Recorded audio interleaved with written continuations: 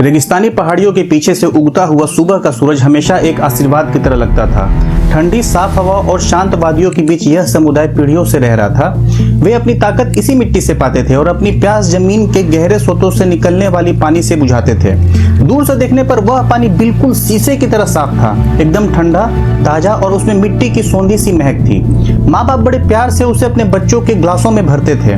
बुजुर्ग सुबह की प्रार्थना के बाद अपने सूखे गले को तर करने के लिए उसे पीते थे।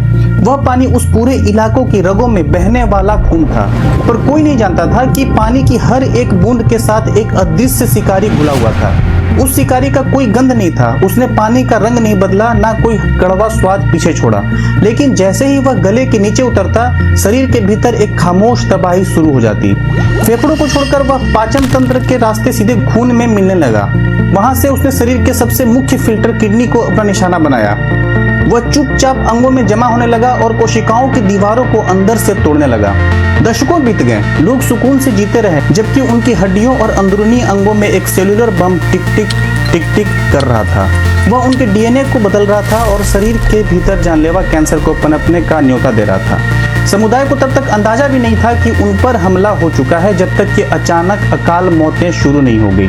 पहले एक पड़ोसी, फिर एक रिश्तेदार और फिर एक पूरी की पूरी पीढ़ी किडनी फेल्योर और अजीबोगरीब कैंसर की चपेट में आने लगी। उन्होंने आसमान की तरफ देखा, उन्होंने उड़ती धूल को कोसा, लेकिन कातिल तो उनके सामने उनके ग्लास में छिपा बैठा था।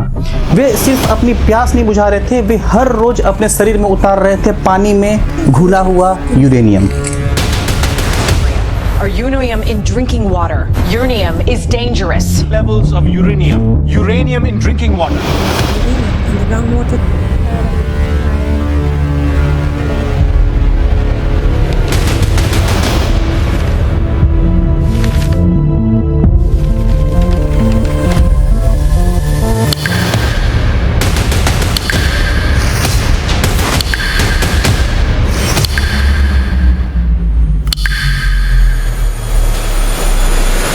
दोस्तों, जब आप यूरेनियम का नाम सुनते हैं तो सबसे पहले दिमाग में क्या आता है? Nuclear power plants, atomic bombs या फिर रेगिस्तान में चल रहा सीक्रेट यूरेनियम माइनिंग? शायद ही किसी ने सोचा होगा कि यही रेडियोएक्टिव मेटल भारत के कई गांवों और शहरों में लोगों के रोजमर्रा के नल और हैंड पंप से निकल रहा है। सेंट्रल ग्राउंड वाटर बोर्ड की रिपोर्ट्स के मुताबिक भारत के 12 से ज्यादा राज्यों में भूजल यानी ग्राउंड वाटर के हजारों सैंपल्स में यूरेनियम की खतरनाक मात्रा पाई गई है। कुछ इलाकों में तो यह सुरक्षित सीमा से 15 से 17 गुना ज्यादा बढ़ चुका है। लेकिन सवाल यह है कि परमाणु ईंधन का यह तत्व हमारे पीने के पानी में पहुंचा कैसे? क्या यह किसी न्यूक्लियर प्लांट का कचरा है या फिर इसके पीछे कोई और वजह है? आइए इसे विस्तार से समझते हैं। सबसे पहले इसके सेफ्टी स्टैंडर्ड्स को देखते हैं। वर्ल्ड हेल्थ ऑर्गेनाइजेशन और ब्यूरो ऑफ इंडियन स्टैंडर्ड्स के अनुसार पीने के पानी में यूरेनियम की मात्रा 30 माइक्रोग्राम प्रति लीटर यानी 30 पार्ट्स पर बिलियन से ज्यादा नहीं होनी चाहिए। अब जरा जमीनी हकीकत को समझिए।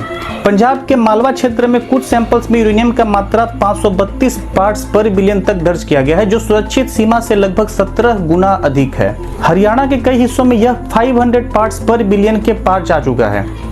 राजस्थान और उत्तर प्रदेश के कई जिलों में यह आंकड़ा लगातार 100 से 200 पार्ट्स पर बिलियन के ऊपर बना हुआ है।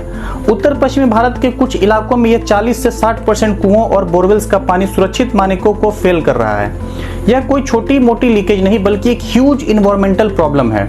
अक्सर लोग ये मान लेते हैं कि प्रदूषण किसी न्यूक्लियर वेस्ट या फैक्ट्री के कचरे से निकल रहा है, जिसके बारे में हम बात कर रहे हैं। लेकिन ड्यूक यूनिवर्सिटी और भारतीय वैज्ञानिकों की रिसर्च एक अलग ही सच्चाई बताती है।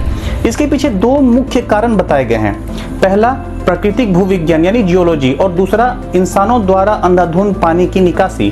पहला कारण प्राकृतिक है। भारत के कई हिस्सों की ग्रेनाइट चट्टानों और जलोढ़ मिट्टी में यूरेनियम प्राकृतिक रूप से थोड़ी मात्रा में पाई जाती है। सामान्य परिस्थितियों में यह यूरेनियम ठोस और अघुलनशील रूप में रहता है, जिसे केमिस्ट्री में टेट्रावैलेंट यूरेनियम हम कहते हैं।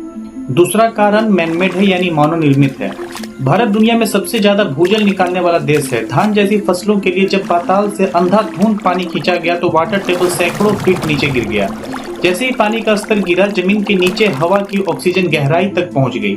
इस ऑक्सीजन और खेतों में रिसने वाले केमिकल फर्टिलाइजर्स ने मिलकर एक केमिकल रिएक्शन शुरू किया।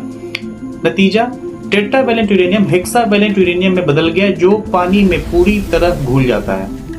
अब आते हैं सबसे अहम सवाल पर। अगर कोई व्यक्ति रोजाना यह पानी पीता है तो उसके शरीर पर क्या असर पड़ता है?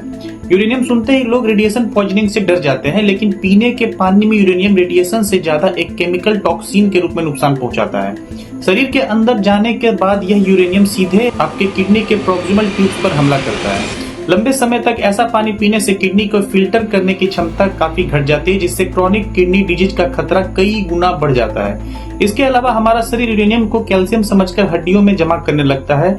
इससे हड्डियों का प्राकृतिक कैल्शियम पेशाब के जरिए बाहर निकलने लगता है और हड्डियां कमजोर होने लगती हैं। तो इसका समाधान है क्या?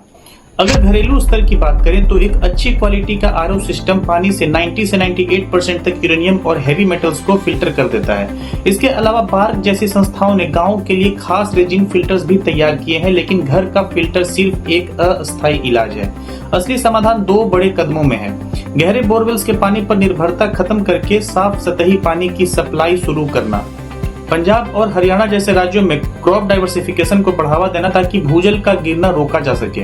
आपने इस वीडियो में जाना कि यूरेनियम जमीन के नीचे मौजूद हो सकता है, भूजल में घुल सकता है और बिना किसी रंग, गंध या स्वाद के हमारे शरीर तक पहुंच सकता है। यानी खतरा वो नहीं जिसे हम देख सकते हैं, बल्कि खतरा वो है जिसे हम देख ही नहीं सकते। तो अगली बार आप जब भी ग्लास में पानी को देखें तो क्या आपको यकीन होगा कि उसमें सिर्फ पानी है?